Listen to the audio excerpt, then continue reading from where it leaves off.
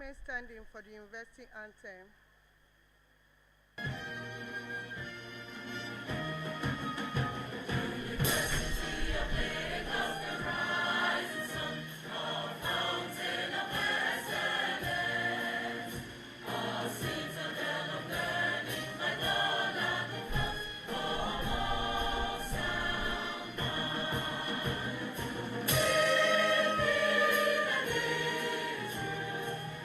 We rise beyond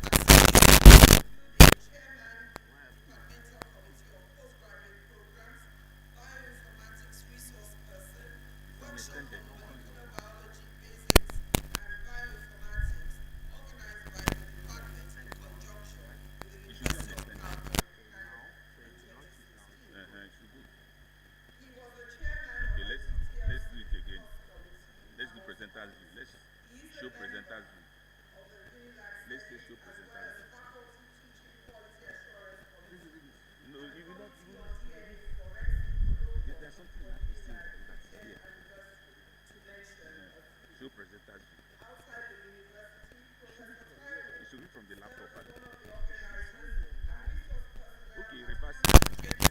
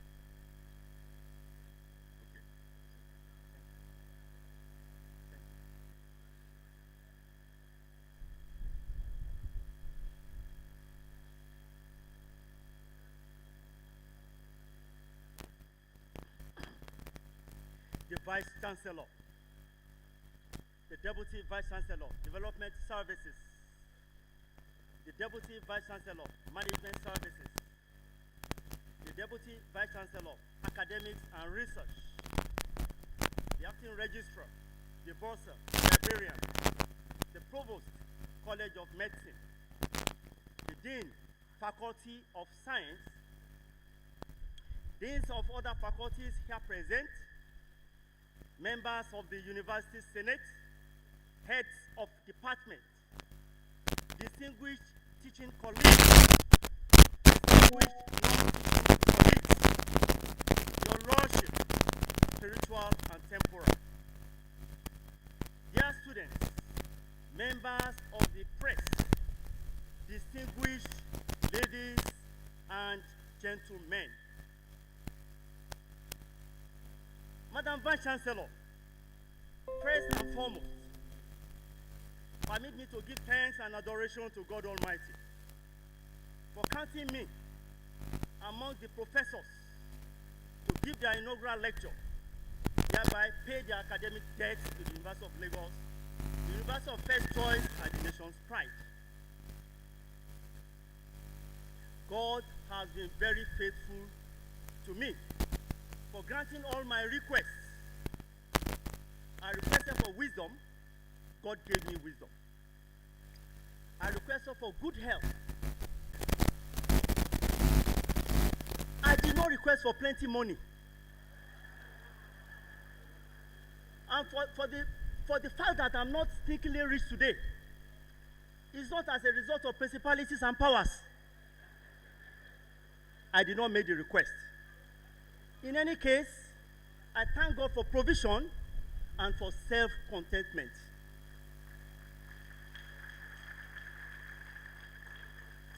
Madam Vice Chancellor, I have several enemies. Resulting from discussing topics where science and popular belief or opinion are in conflict. One of such topics is origin of evolution. Is it by creation or by evolution? I have emphasized time and time again and again, when I have the opportunity to do so, that evolutionary concept does not query the existence of God. The bone of contention between evolution and creation is the process of how things came into being. On this note, I'm going to quote late Isaac Asimov, a prominent American writer and an outstanding professor of biochemistry. I quote, "Those who reject biological evolution do so usually not out of reason, but out of unjustified vanity." End of quote. Madam Vice Chancellor, the topic of my inaugural lecture today is principalities and powers, origin, which is to blame. I only hope at the end of this inaugural lecture, I will not have made more enemies. My parents are Deacon S.A. Taiwo and Mrs. Morawo Taiwo. Strict Christian, especially my father. Both were devoted Baptists. When I got married to my wife,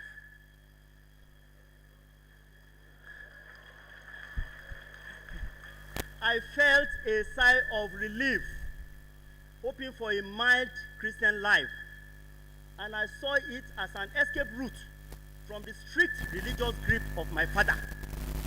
But I was wrong. My wife is worse than my father. By Saturday, she's already preparing the family for church on Sunday.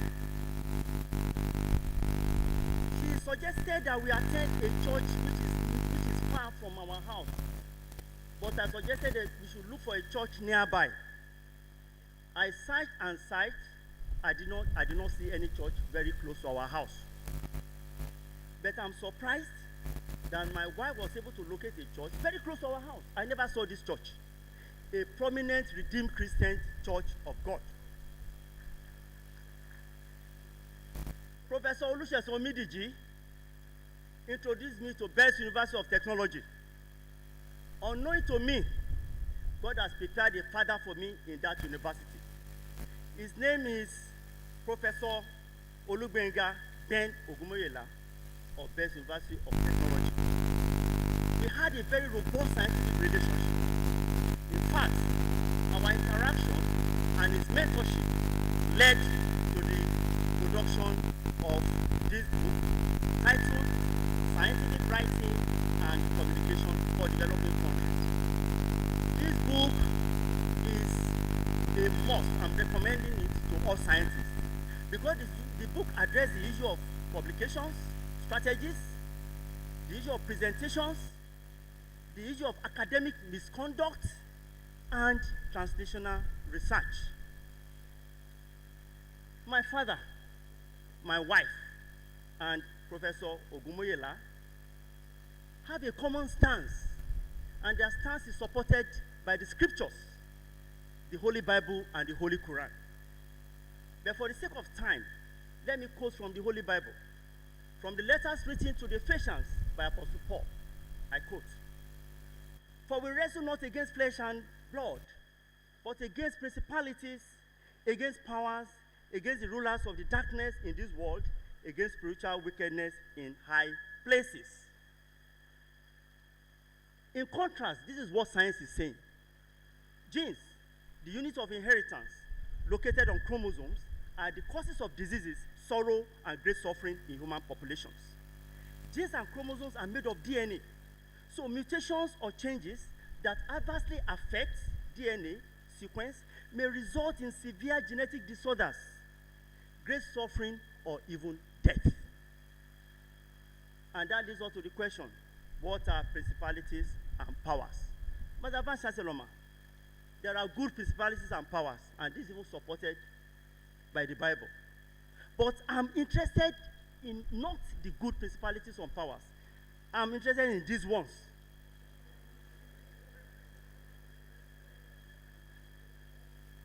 These principalities and powers are the bad ones, and they are defined as beings that wield evil power in the unseen realms, demonic forces, or individuals empowered by demonic forces. What are genes? Genes are units of inheritance. Every individual has a unique DNA identity, and scientists explore this quality of DNA in disease diagnosis, in personal identification, in paternity testing, in ancestry tracing, and in criminal justice system. I got this advertisement to attend a witchcraft conference in University of Nigeria, Nsukka. I applied secretly. I did not let my wife know, I did not let my students know, and I did not even let my children know. If they know, they will not allow me to go. But I was quite careless.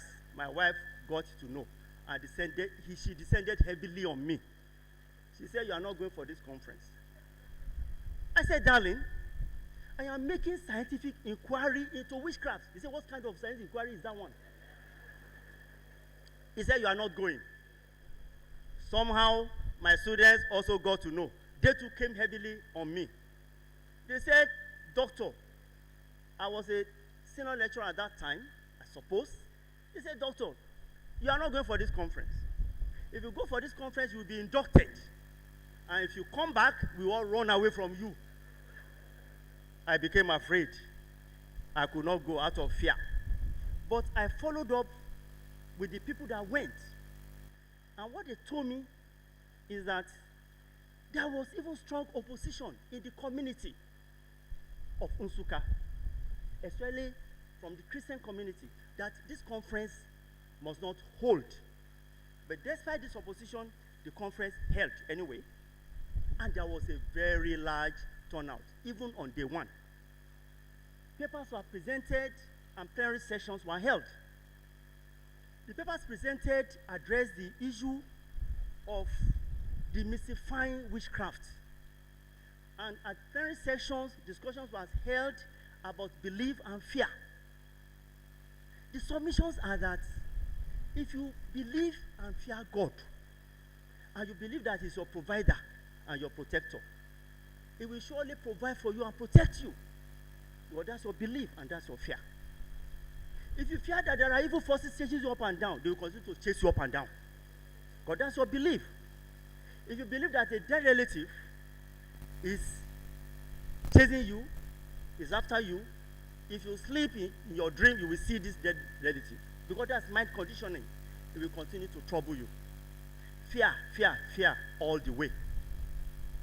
We were all here in Lagos when the Dana aircraft crashed into a building in Iju. There was mass death, and bodies were identified using DNA technique. The power of DNA in identifying bodies and individuals was demonstrated very clearly. But some bodies remain unidentified. And there was a plan to carry out a mass burial for these bodies. People in the area where the bodies were to be buried revolted. No, you can't bury these people here. If you bury them here, their spirit will wake up in the night and start to torment us, as if we are the ones that killed them. And if you bury them here, all of us will vacate this area. I didn't follow the news again.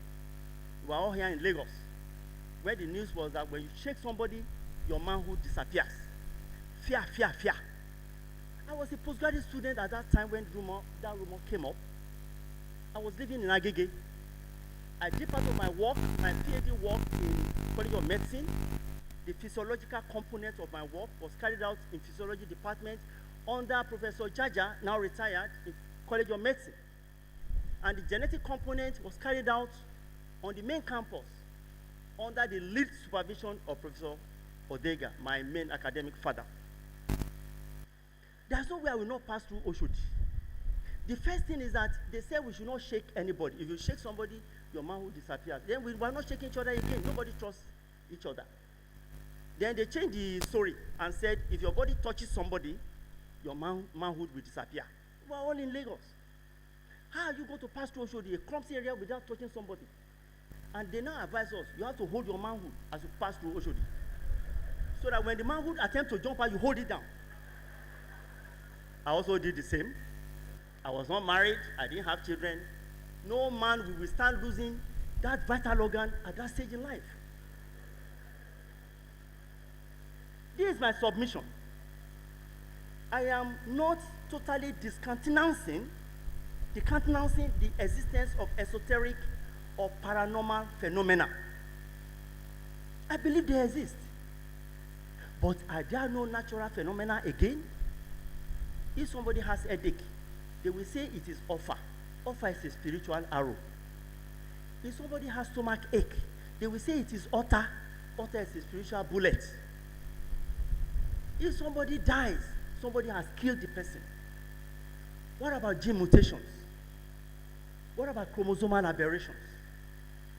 What about gene expression dysfunctioning that can lead to very serious diseases and even death? I think it is time we had honest conversations about our belief systems and how they impact on the type of solution we seek for the problems confronting us as a nation. I was admitted into the University of Lagos in 1980. In fact, I wrote my JAMB exam as a teacher, so my JAMB result was outstanding. I hoped to study medicine, but I missed it, not because of poor academic performance, but because of reasons that is not part of this inaugural lecture. So we skip that for another day. I started to weep because medicine was my dream course. I actually went to Lagoon Front in the evening to weep because I did not have my dream course. One evening I heard a voice, "Stop weeping. Stop weeping. Weep no more, for I shall make you a great scientist and a trainer of medical doctors. You will call only one medical doctor and several will answer you." I clearly heard this voice and I keyed into it. I stopped crying. But I was wondering, I studied biology. How will I be training medical doctors? I am not a medic. Anyway, Madam Vice Chancellor, that pronouncement has come to pass in my life. I have trained several PhD students, running into 20 now. I have lost the count of my MSc and my BSc students. Many of my PhD students are medics. Majority of them are medics, to the extent that when I call only one, 10 of them run quickly to me. So I am a living testimony to this scripture that says that heaven and earth shall pass away, but my word shall not pass away. My department, cell biology and genetics, naturally attracts medical doctors because medics all over the world now realize the importance of genetics in medicine. In view of my specialization in human genetics and bioinformatics, with special interest in complex human genetic diseases, many postgraduate students fall under my supervision for their postgraduate research. I count myself very lucky to have come under the tutelage of great men of science. We also refer to these men as fathers of the department. Let's consider this slide as a clock. In the middle of the clock is Professor Reginald Emeka Igorogo. Late. At 7 o'clock is Professor A.W.A. Edwards, also late. At 5 o'clock is Professor G.O. Williams, also late. May their soul rest in perfect peace. Two of them are still alive today, hale and hearty. One of them is Professor P.G.C. Odega. Professor Odega, retired, is an outstanding geneticist and is my main academic father. He taught me how to write, how to teach, how to carry out research in order not to perish. Professor Midiji, my other academic father, is an exemplary biochemist who taught me cell and molecular biology. He also taught me how to mix teaching with humor so as to capture your students' interest. So many of the time when I see that my students are getting tired, I just look for a lie, a very big lie. Tell them a big lie. By the time they laugh, they come alive again and I start my teaching.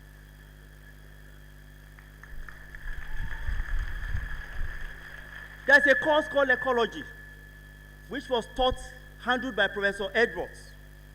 That's at 7 o'clock in my previous slide. That course was usually supported by field trips. Close to 40 years ago, or more than 40 years ago, we went on a field trip to Kanji Dam to explore the environment. We also visited many games reserves located in the Middle Belt at that time.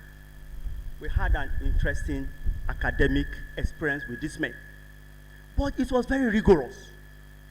These men showed us with love, but they were not compromising. For instance, Professor Midiji usually arranged backup lectures for us on Sundays. Before he arrives, the class was full. Arrange for a backup lecture for your students. Now, you may have to teach yourself. But at the same time, we recognize the extra effort that Prof was putting into training us. Now, on this slide, I am the one sitting at that far end. I've labeled it.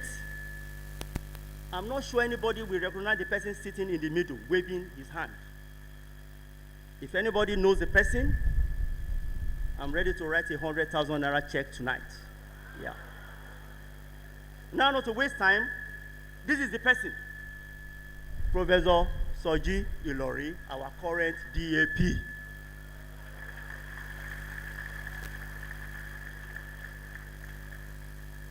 That's the kind of academics we went through. Have you ever wondered for a moment to observe the likes of Professor Tuku, our Deputy Vice Chancellor, Management Services? Have you wondered about his academic excellence and outstanding personality? The same thing our DAP, Professor G. Lori. It's very simple. The secret is that we went through very rigorous and disciplined academics at that time. I wish that will be revived now. Madam Vice Chancellor, the phenotype of an individual, whether the person will suffer from diseases, will have a bad temperament, or will respond to drugs, is dictated by the genotype and the environment. There's a third component called genotype by environmental factor. These G by E factors are those factors that you cannot explain on the basis of genotype and environment alone. You have to consider their interaction. But for the sake of simplicity, let us ignore G by E factor and concentrate on the genotype, on the environment. That the mistake that most of us make is that our environment starts during our postnatal life in terms of our house environment, the food we eat, probably the quality of education of our parents, and so on and so forth. But we have missed it. There's an important component of environment that we don't normally think about. That environment is when we were in our mother's womb. The effect of environment on us actually started by the time our father's sperm cell fertilized our mother's sperm cell to produce a zygote. Because there's a phenomenon of fetal programming in science. Certain events occurring during critical points of pregnancy may cause permanent effects on the fetus and the infant long after birth. So when you're an adult, you now start to suffer from unnecessary diseases. You'll be blaming principalities and powers. You will not query your mom. Mom, when you were pregnant, were you feeding well? Were you sleeping well? You'll be running after pastors. You won't let pastors sleep in the night because they'll be praying for you. They will be fasting. You're even causing your pastors and your imams food and sleep deprivation for a self-imposed problem or a maternal imposed problem. Baker was very specific in the hypothesis called Baker's hypothesis. This is what he wrote. He said the genesis of adult onset diseases originates through fetal adaptation to undernourishment. So when a baby is conceived, he is bombarded by two factors. The factor of supply of nutrients and demand of nutrients. Economists know that demand and supply has to be equal to have equilibrium or a balanced economy. I'm not an economist, but they know better. So if there is an offset, maybe the demand is greater than supply, or supply is greater than demand, there will be a problem. If the supply of food by the mother is greater than the demand from the baby may be microsomic. It might become very large because of the availability of more than enough nutrients for the baby. And that's a gynecological or obstetrics problem. Because the baby may be delivered by CS. If the demand is higher than the supply, that means the baby is underfed. The baby will be underweight. That's another problem. That may result in breech presentation. Instead of baby coming head down, it may come with an arm, with a leg, and all these things that give our obstetricians some problems. So mothers, please, when you are pregnant, feed well, and fathers, provide enough food and money for your wives when they are pregnant. In the area of fetal programming, Professor Jaja was the lead supervisor of a candidate or a student, Dr. David Ishiocha, now in United States. I co-supervised. And for your information, Professor Jaja co-supervised my PhD. I'm now co-supervising a student with him. So it's this for that. What we found in this PhD work is that sleep deprivation, among other effects, causes epigenetic modification, promoting silencing of circadian genes through prenatal influence. So we have an additional problem. Mothers when they are pregnant, they must feed well, adequately, but don't overfeed, and they must have adequate sleep. Because of the life of their baby later in life, they might have gone to glory. The baby will now start to run up and down, from pillar to post, chasing shadows and not the substance. Because he'll be blaming evil spirit. Maybe the man has, or the woman has lived a very good life. He will not be thinking of when he was in the womb, but she wasn't aware of it. So please, mothers, take your antenatal clinics very, very seriously. Now, when we suspect that there's a chromosomal problem that is causing disease in an individual, we do what is called karyotyping. A normal individual must have 46. Because during fertilization, the sperm cell contains 23 chromosomes and the egg cell also contains 23. When they fuse during fertilization to form a zygote, then we have 2n is equal to 46. So the karyotype you see here is a normal karyotype of a normal human being, where we talk at the chromosomal level alone. I also want to notice that there are two types of chromosomes in our body.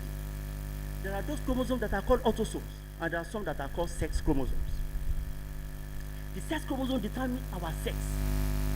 Male has XY. The bigger one is a boy or a girl. I've had many complaints of people saying that it is witchcraft that is not allowing them to have male. Maybe they are having only female, or to have female when they are having only male. To the extent that some of them take a second wife for a fault that is theirs. Some even divorce their wife. I felt like crying when I see this situation. Ignorance for a problem that you cause, because you determine the sex of your baby by the type of sperm you produce that fertilize the wife's egg. The chromosome on this right panel, the karyotype on this right panel, has an aberration. If you look very closely, you will see that chromosome 21 occurs in triplicate. If it's chromosome 21, it's going to cause Down syndrome. If it's chromosome 13, it is Patau syndrome. If it's chromosome 18, it is Edwards syndrome. They don't live a normal lifespan. Problem of chromosome 21. If you are very observant, you will see that they are bound. Especially if you regularly pass through Paco, where we have a school called Modupeko. Many well-to-do people with large hearts visit these schools and help the children. I want to enjoin all of us to also do the same. These children have severe mental retardation by virtue of having 3 copies of chromosome 21. This fault is not their own. Neither is it a force of wish and craft. It is a process called non-disjunction. Chromosomes do not separate properly during meiosis or mitosis. And this is what is causing the problem. Our own contribution in this arena has to do with pregnancy failure as a result of chromosomal aberration. But before we go to that, I want us to observe the features of somebody who has trisomy 21, that is 3 copies of chromosome 21. They are going to have protruding tongue. The tongue does not retract. They will have a flat face. They have a short neck, and they have severe mental retardation, to the extent that you cannot send them to a normal school. They have to go to special school. Our contribution in the area of chromosomal aberration is that even infertility or spontaneous miscarriage and abortion, so most of the cases result from aberration. It's not that a witch is eating up the baby. It's a chromosomal problem. Because NIAS, this year, in March, a few months ago, carried out a study in Pakistani populations, and they documented that chromosomal aberration is very common in couples that are suffering from spontaneous abortion. So when you visit your doctor time and time again and again, and miscarriage keeps on coming up, go for a chromosomal aberration. So we cannot see the reason why medical doctors troop into my department for genetic knowledge. But the work of Niaz et al. did not really thrill me, because 7 years ago, I and some others, medics, carried out chromosomal typing in people that are complaining of miscarriage and spontaneous abortion in Lagos University Teaching Hospital. And we saw several chromosomal aberrations in them, both structural and numerical. So I can say confidently that the work that was carried out by NIAS, we have seen it more than 7 years ago. So that's why it did not thrill me. Not that alone. Apart from problems that has to do with our chromosome, because there are chromosome level problems, there are also genic problems, several mutations that can cause problem. For instance, I checked a database in bioinformatics. It's called Online Mendelian Inheritance in Man, abbreviated as OMIM. It was updated very recently, about 5 days ago. And what we saw in that database is that there are now 17,291 genes that cause various problems in human. So when there are issues that is not responding to treatment, if there are issues in a family that is recurring, why don't we ask our genes first before we start to visit the realm on principalities and powers? If you go further, unfortunately, the test is very simple to detect all these aberrations. When a baby is born, a neonate, that's what is called neonatal screening. Just prick the heel of the baby and take just a few drops of blood. It's not a painful process. You can test for many of these diseases. The reason why this test is important is that most of these diseases that we suffer from, especially in adulthood, can be managed if they are detected early. Our deputy provost is here. He knows that there's a disease called phenylketonuria because it's an inborn error of metabolism. And the problem is because there's a gene that is responsible for metabolizing phenylalanine into tyrosine. If this gene is mutated, the baby will not be, or the individual will not be able to metabolize phenylalanine, and it will accumulate in the body and cause mental issue because phenylalanine is toxic to the nerve cells in the brain. What's the treatment? Just withdraw diets containing this amino acid, and the baby will be fine. But unfortunately, in this country, I'm not sure there's legislation for compulsory newborn screening of nothing less than 10 to 15 genetic diseases.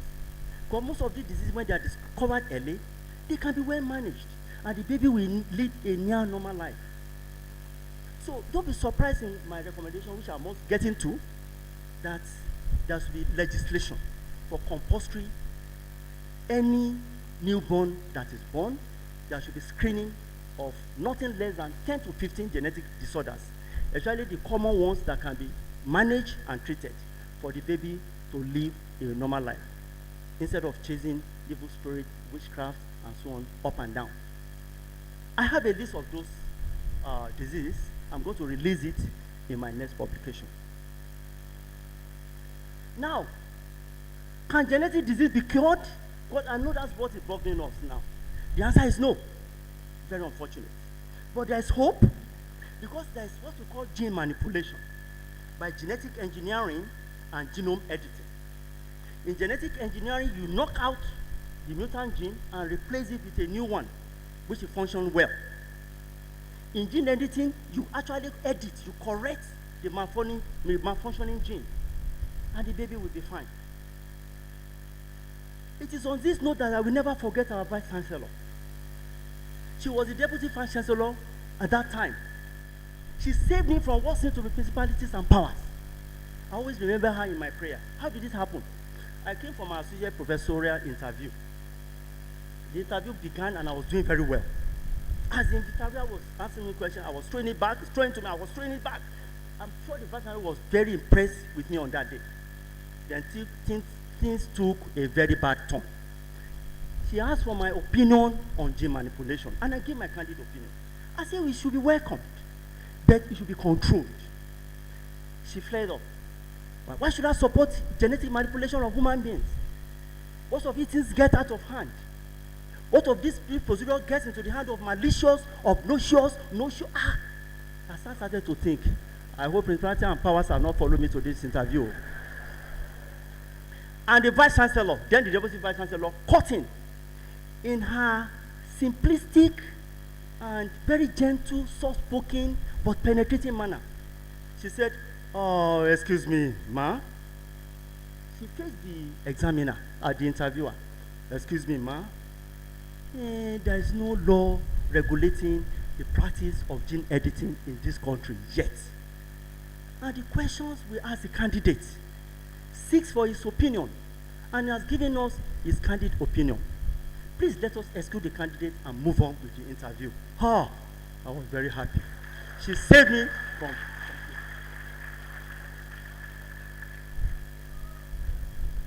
Now, I'm rounding up. I have to carry out this test on the audience. You are supposed to pay for this test, but for the sake of my inaugural lecture, I make it free. But if you want a comprehensive test, come to my department. Ask for Professor Khalil Adekoya. He has a set of equipment to test you for this test. We call it color blindness test. But come with money because my department needs money. If you don't find him, I know how to get him. When we want to do this test, we have to be sure that you can see first.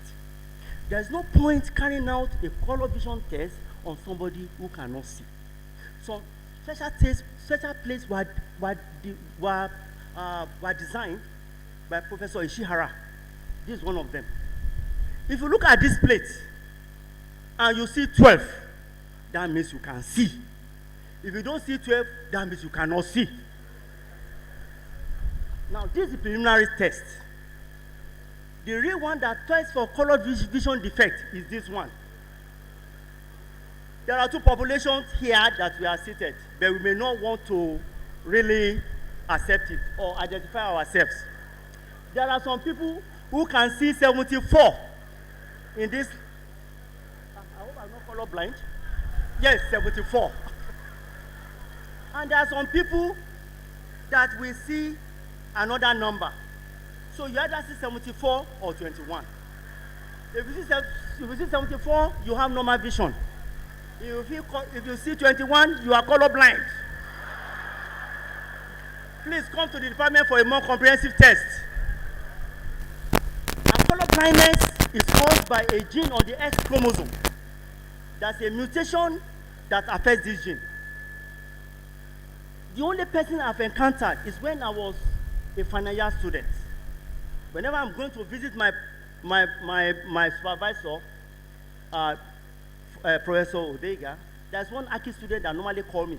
Please come and identify red pen and green pen. You know they have to draw. Show me your hand. This is red. This is green. I immediately know as a geneticist that he's suffering from red-green color blindness. Well, I'm rounding up. Let me just give you a summary of my research put together. My research can be divided into three. The first group is medicinal plant research. The second one is candidate gene studies. The third one is genomics and bioinformatics. We have studied many plant extracts. I was more interested in crude extracts. I know that biochemists, pharmacognostics, pharmacologists will be more interested in other extracts. But I was more interested in crude aqueous extract, the one you prepare with water. Because our agbo that we take for various illness, many of them are prepared with water. So I discovered that most of the plants that herbalists sell actually have the true effect they claim those plants have. We have worked on bitter leaf and many other Momodita caranta, many other plants, and they exhibit either glycemic or cardiovascular effects. But I also want to warn us that we should be very careful with indiscriminate consumption of plants. Some of them are poisonous. My work with others shows that some of these plants are toxic to the genetic system, and we should be very careful in their consumption. My work on medicinal plants almost put me into trouble because I usually attended traditional medicine fair and herbal medicine fair. So my idea for my plant-based research is to approach herbalists, ask for their plants so I can validate it scientifically in the laboratory. I got to this man. Baba, your plants, please describe them and let me know what they are doing. He gave me various plants, but he told me one that I was very interested in. He said, you see this one? If you use it, women will be chasing you up and down. And I was so interested. I said, are you sure? How does it work? Hey, but sir, I cannot buy this plant because I use rats for my experiment. I normally put them in cages. Young man, give it to one rat in the cage and make sure you mark that rat. that rat will impregnate all the female rats in the cage. Anyway, the man took time in explaining to me. I bought that plant. But when I looked back and saw that the man was not looking, I threw it away. Then you'll be surprised why did I throw it away? If I use it and it works and women are falling up and down, my mother will not understand, my wife will not understand it's a scientific experiment. And I'm not sure any woman will understand that. So I never tried that experiment. I also did a lot of candidate gene studies as presented before you. The one of special interest to me is the one I did with Professor Shikalu. It's one of my supervisors. They're from medical background. Professor Shikalu stole my knowledge. He also stole my heart. An outstanding supervisor for that matter. Also, Dr. Dese, an associate professor, is also coming from medical background. We have Ms. Anwoju Fatima, who did a purely bioinformatics analysis to identify genes that cause post-traumatic stress disorder. In the area of gene expression analysis, and I want to state with all sense of confidence and boldness here that Dr. Olusoji is the first PhD produced by the University of Lagos under our supervision in cell biology and genetics, with PhD in genetics in the area of bioinformatics. Other PhD before him are coming from computer science background. The two universities that does bioinformatics prominently are University of Ibadan and Covenant University. But their bioinformatics is located in the Department of Computer Sciences. Dr. Soji is doing well.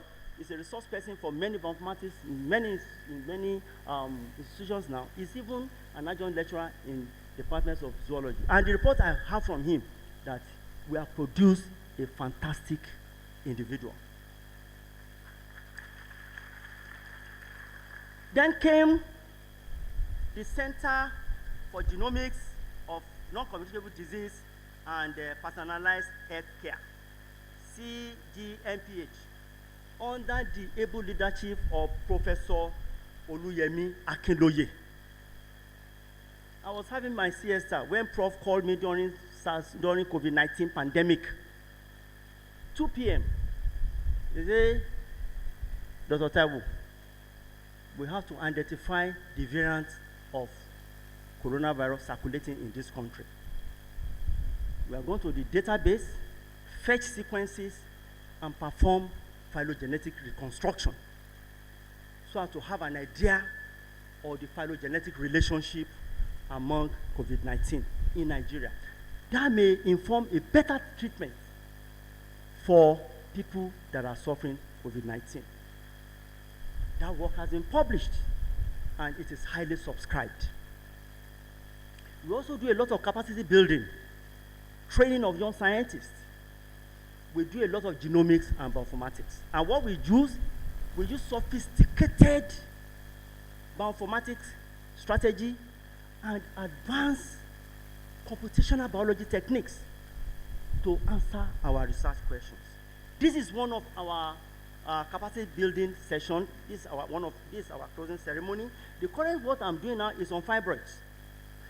Black women are very susceptible to fibroids, and their fibroid is usually aggressive compared with Caucasian women. We are looking for genes that are causing this invasiveness of fibroids in Nigerian women. What we need to do is to use dry laboratory technique and wet laboratory techniques to uncover these genes. Don't forget that we have to solve our problem. We can't depend on American, British to solve our problem for us.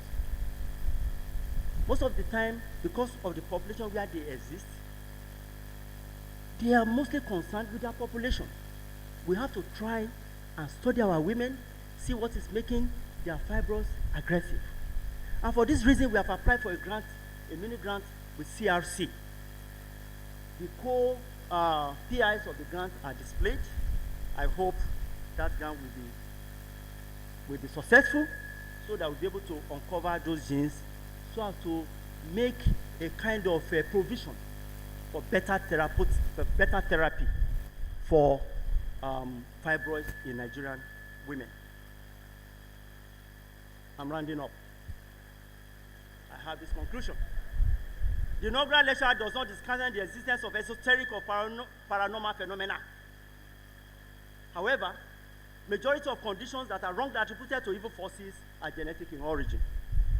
As a result of ignorance, fear, and wrong belief, affected individuals usually waste time and other resources seeking for solutions where none exist.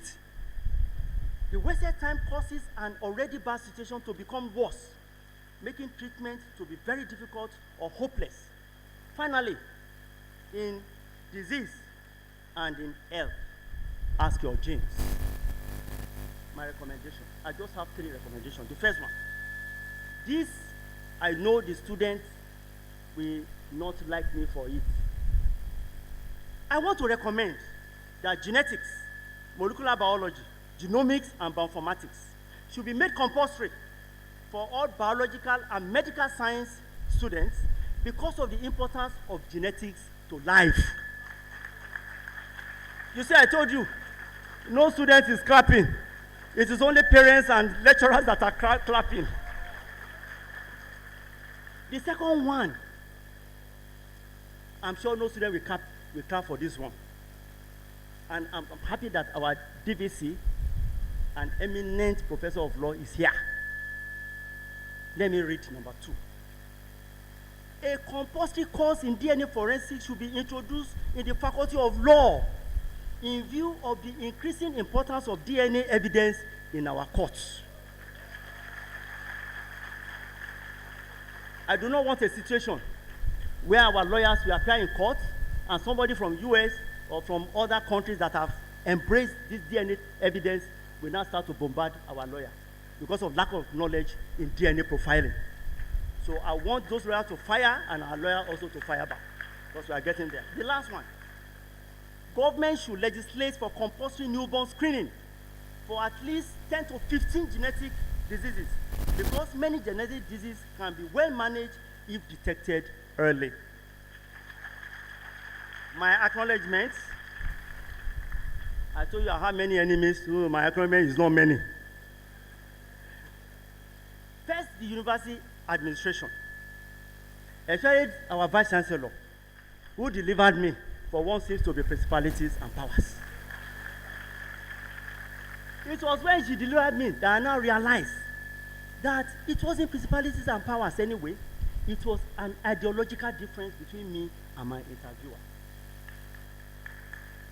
I also want to thank the Faculty of Science, especially the Dean, Faculty of Science, Professor Elijah Oyeyemi, the Department of Cell Biology and Genetics, especially Professor Ogukomi. In this department, you know, I showcase our fathers of the department. We also have mothers of the department.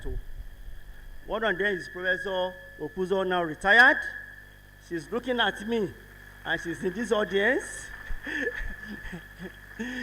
Our other mother is Professor Bola Obo, our DVC, Academics and Research. Professor Bola Obo is a mother to the core. In fact, yesterday I see messed up, and she corrected me, and I was very, very happy for it. Thank you, ma'am. The Inaugural Lecture Committee, chaired by Dr. Minari. I also thank the heads of subcommittees. One of them is Dr. Oyekachi Iruaya. Thank you very much. Then my mentees, both the PhD, MSc, and BSc, they surprised me. The chairman of that committee is Dr. Idowu Adewumi of DLI. Thank you very much. Then other students even joined the committee membership. Claiming that, is it Professor Taiwo? I'm going to join that committee. Is that Professor Taiwo? I'm going to join that committee. Thank you, God bless you. God will not put you to shame. My spiritual fathers, there are 5 of them. Pastor Abiodun Adedayo in Canada, Pastor Yomi Olugbenga in UK, Pastor Ademola, and Pastor Aina in Nigeria. Pastor Aina is my present father in the Lord here in Lagos, in Redeemed Christian Church of God. Don't forget that I have a Baptist background. It is my wife who converted me to a Redeemite. So I still recognize my Baptist pastors. We have Reverend S. Oyewole, now retired, of Christ Baptist Church, Pastor Dr. Gabriel Olaiwola of Christ Baptist Church, and Pastor Sunday Olashupo of Rock of Ages Baptist Church, Matogun in Ogun State. Then my Oba Alawe of Awe. As he spoke with him, he said that he had to attend to some very important matters in the throne. He could not make it, but he said he's not here, but he's here with us in spirit. But I want you to notice that his surname is Taiwo, and my name is Taiwo. I have a genetic relationship with the Oba, so that makes me a prince. Please, if you see me on campus, accord me the respect of a prince, please. The old students, friends, and well-wishers, thank you all. Then I played this game a lot, and one of the best players in Shomolu and Bariga are your traditional game. The Alayos, can you wave wherever you are? Oh, they are over there. I am their Oga in this game. They can't dispute that. My parents, I've mentioned them in the beginning.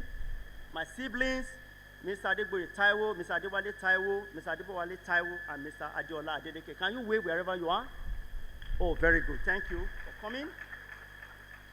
My paternal and maternal relatives, Auntie Funke, Auntie Nuke, Idowu, are they here? Can they raise up their hands for recognition? Thank you very much. My in-laws, those who made me have a wife, Mr. Ganiu Alabi, and the others. They're my children. You see, these children see how handsome and beautiful they are. It was my calculation because of the wife I married. We have Demola, the final student in engineering, Adeshewa, 300 level in computer science, Adenike in physiotherapy 100 level.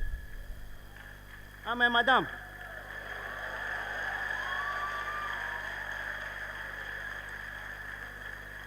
Like I told you, I chose her very well. And that even delayed my marriage a bit because I was looking for a woman, a lady that combines beauty, brilliance, elegance, intelligence, homemaking, and God-fearing. She has an additional phenotype. That phenotype is called by mutation of genes that are responsible for tooth formation. But it's a beneficial mutation.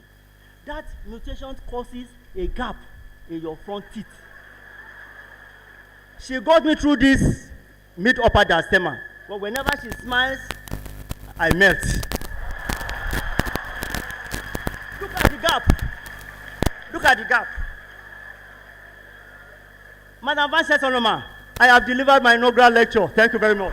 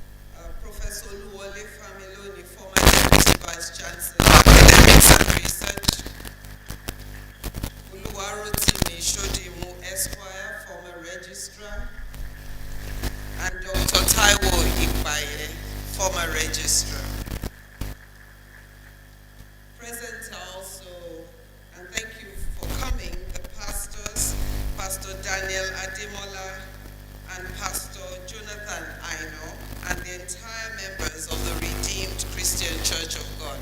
Thank you very much for coming.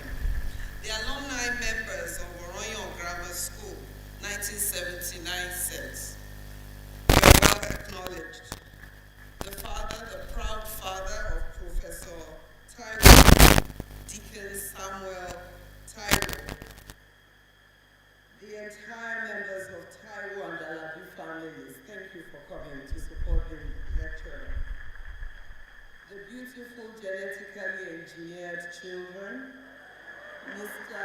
Adewumi Taiwo, Miss Adeshina Abigail Taiwo, and Miss Adenike Esther Taiwo. Finally, but certainly not the least, the good wife, genetically compatible, genetically selected, beautiful, brilliant, elegant, intelligent, homely, God-fearing, with Guinness Book-worthy quality of cooking, and the mentor of Professor Taiwo. Thank you for coming and thank you for all the support that you give him.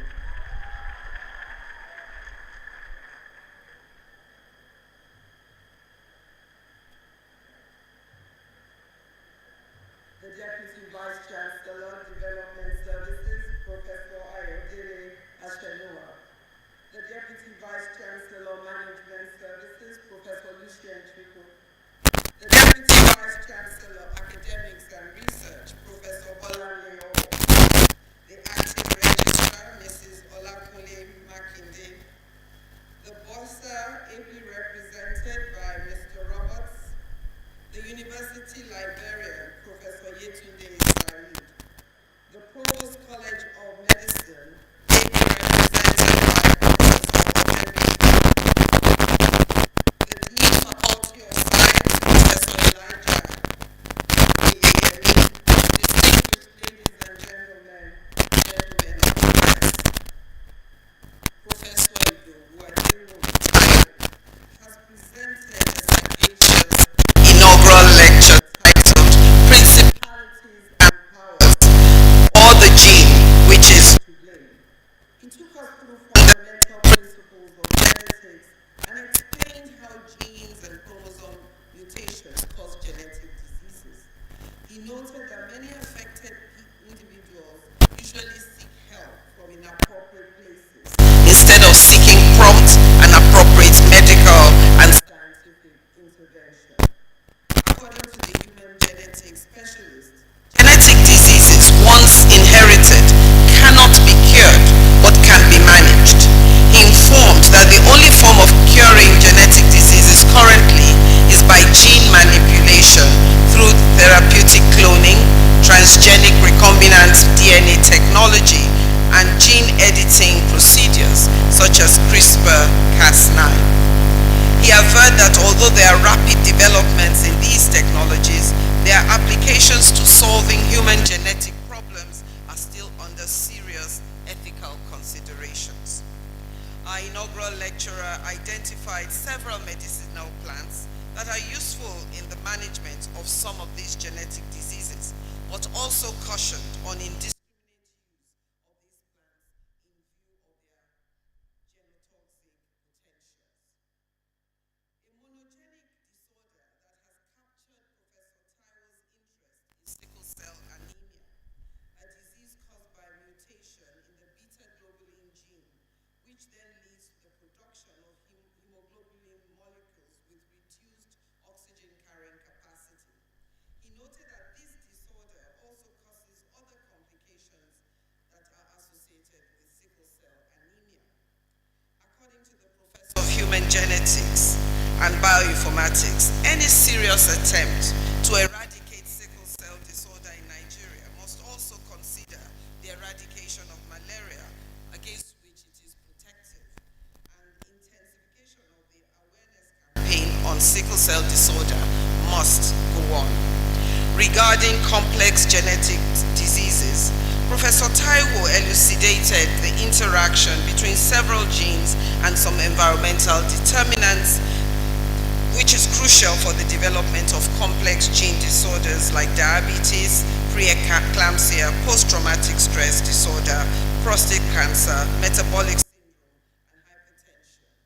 He particularly mentioned the genetic polymorphism that was discovered here, or the predilection for eclampsia, and the novel susceptibility gene for type 1 diabetes. With a view to identifying the genetic basis and add to the growing list of causative genes. Today's inaugural lecturer used sophisticated and state-of-the-art approach of molecular biology, genomics, and bioinformatics to explore them. He stressed the importance of seeking appropriate scientific and medical help instead of seeking help from inappropriate places, such as from principalities and powers. His final conclusion was that in disease or in health, we should ask the genes. Professor Idowu Adewumi Taiwo, now that you have successfully paid your academic debt to the University of Lagos with today's very interesting inaugural lecture, with contributions to improving our world, on behalf of the Senate, you are hereby discharged and acquitted. I therefore welcome you to the committee of professors that have paid their dues. Congratulations. I thank you all for coming, and I wish you all safe return to your various destinations. I hereby declare this assembly closed.